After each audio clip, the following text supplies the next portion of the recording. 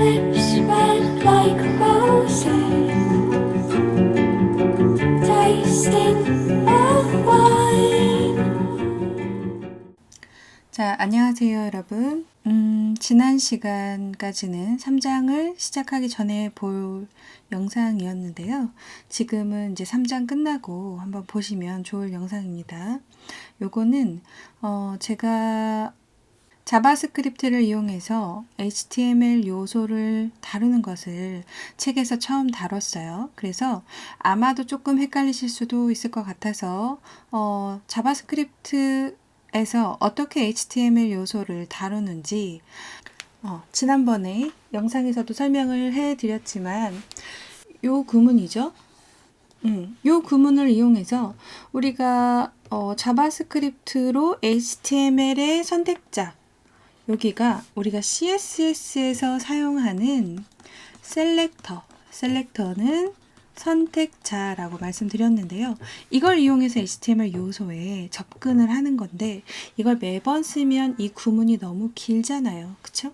그래서 이렇게 변수에 담아서 쓰는데 그 변수에 담는 방법이 렛이 있고 컨스트가 있어요. 그 중에서 우리는 컨스트를 사용한 건데 보통 변수명을 선언하는 방식은 똑같은데요.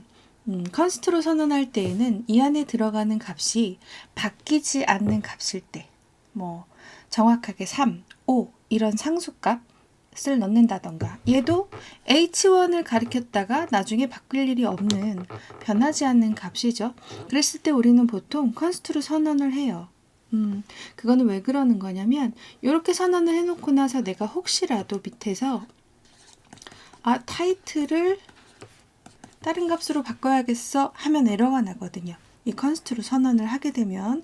그래서 이러한 오류를 방지하기 위해서도 우리가 다시 선언하지 않을 애들, 변하지 않을 값들을 컨스트로 선언해서 넣어서 관리를 합니다.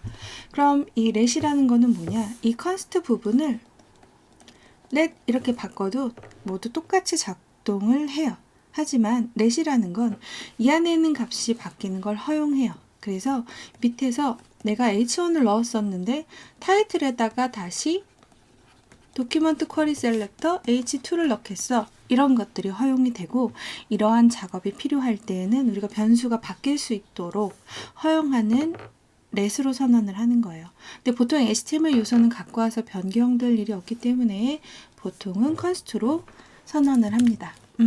자, 그래서 요거에 대해서 조금만 더 우리가 연습하면 좋을 것 같아서 이 영상을 준비를 했어요. 자, 이제 한번 해볼게요. 이거는 보강 영상이니까 이름을 좀 다르게 해야 되겠죠. js001.html 느낌표 탭을 이용해서 이 문서의 기본 템플릿을 불러와 주시고요. 자, 세이브 해 주신 다음에 여기서 또 마우스 우클릭 라이브 서버를 띄워 주셔도 되고요. 여기에서 이미 떠 있으면 여기서 문서명만 바꾸셔도 상관없습니다. 자, 그러면 여기에서 우리가 배웠던 태그들을 좀 연습을 해볼게요. HTML 문서에 내가 이미지를 표시하고 싶은 거예요. src라는 속성을 이용해서 넣어주는데 이 왼쪽에 폴더 구조를 보면 여기 자, 이 문서를 기준으로 images라는 폴더에 들어가면 그 안에 이런 이미지들이 이제 존재하는 거란 말이죠. 그쵸? 그래서 그거를 우리는 지금 있는 곳에서 점 슬러시라고 해요. 색상이 잘 안 보이니까 좀 바꿀게요. 자, 점 슬러시 images라는 폴더에 들어가서 예를 들어서 ghost n1을 쓰겠다. 그러면 ghost n1.png 이게 이 소스가 있는 곳이잖아요. 경로. 그쵸? 이거를 이 src 안쪽에 넣어주시면 되는 거예요. 근데 이것들을 우리가 매번 이미지 파일명을 외워서 쓸 수가 없잖아요. 그래서 VS 코드에서 이런 부분을 도와줍니다. 점 슬러시 하면 이 VS 코드가 지금 있는 곳에서 접근할 수 있는 파일과 폴더명을 쭉 보여줘요. 그러면 직접 클릭하셔도 되고요. 이렇게 위아래 화살표를 눌러서 이동하셔도 되고, 엔터를 치셔도 되고, 탭키를 누르셔도 돼요. 탭키를 누르면 그 이미지스 폴더 내에서 어떤 파일에 접근할 수 있는지가 나오죠. 이 왼쪽에 있는 리스트와 동일해요. 거기서 코스트 N1번을 고르겠다. 이렇게 하시면 되고, 이렇게 세이브. 자, 쉽죠? 그런데 만약에 우리가 이렇게 오타를 냈어요.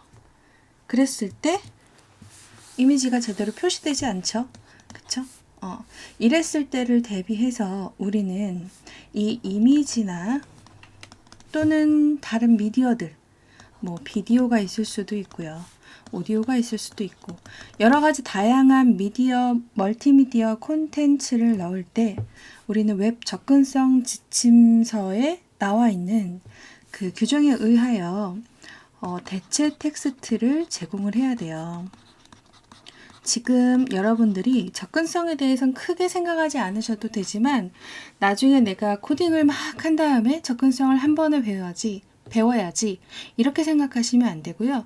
너무나 자연스럽게 이걸 하면서 이렇게 처리하는 것이 당연하다는 것을 익히면서 하시는 것이 좋아요. 하나하나. 모든 접근성을 따져보실 필요는 없어요. 그래서 제가 꼭 알아야 할 것들은 이렇게 좀 말씀을 드릴 거예요. 네, 책으로 공부하시는 책만 보고 공부하시거나 어쨌든 글로 접했을 때 접근성 부분은 그렇게 쉬운 부분이 아니어서 영상에서만 좀 말씀을 드릴 건데요. 대체 텍스트라는 것은 이미지가 보이지 않는 사람들 또는 이미지를 볼 수 없는 인터넷 환경이던가 그랬을 때 글씨로라도 이 이미지가 뭔지 알려줘야 된다는 거예요. 그랬을 때 이 이미지가 너무너무 중요한 예약 확인 버튼이던가 아니면 예약 취소 버튼이던가 이럴 수 있죠. 그랬을 땐 이런 적절한 텍스트를 제공하지 않으면 사용자들은 시각적으로 보이는 사람도 보이지 않는 사람도 이용할 수가 없는 거예요. 이미지가 깨지는 상황에서는. 그쵸? 근데 기본적으로 우리가 이미지를 깨지게 코딩하진 않겠죠. 하지만 시각적으로 불편함을 가지신 분들은 이미지가 있어도 글씨를 잘 못 읽을 수도 있어요. 굉장히 저시력자일 수도 있고요. 색깔을 구분하기 힘드신 분일 수도 있고요. 그쵸? 그래서 항상 요 Alt라고 해서 Alternate이라고 하는 대체 텍스트 속성을 반드시 넣어줍니다.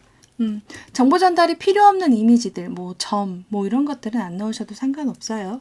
저는 여기에 그냥 캐릭터라고 넣어줄게요. 그 다음 세이브를 하면 이렇게 되는 거예요.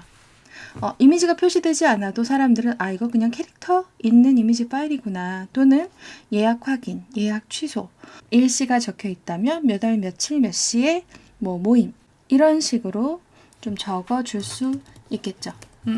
그래서 우리가 이미지 경로를 맞게 쓰는 건 너무나 당연하지만 그래도 요거는 꼭 넣으셔야 돼요. 안 그러면 웹표준에 어긋납니다. 자, 그래서 이미지를 넣었어요. 그쵸? 자, 그럼 이거에 대해서 우리가 지금 이 시간에 보기로 한 것은 자바스크립트로 HTML 요소를 좀 제어해 보고 싶은 거죠. 그러면 여기에 스크립트 태그를 넣어야 자바스크립트 이제 쓸 수 있는 건데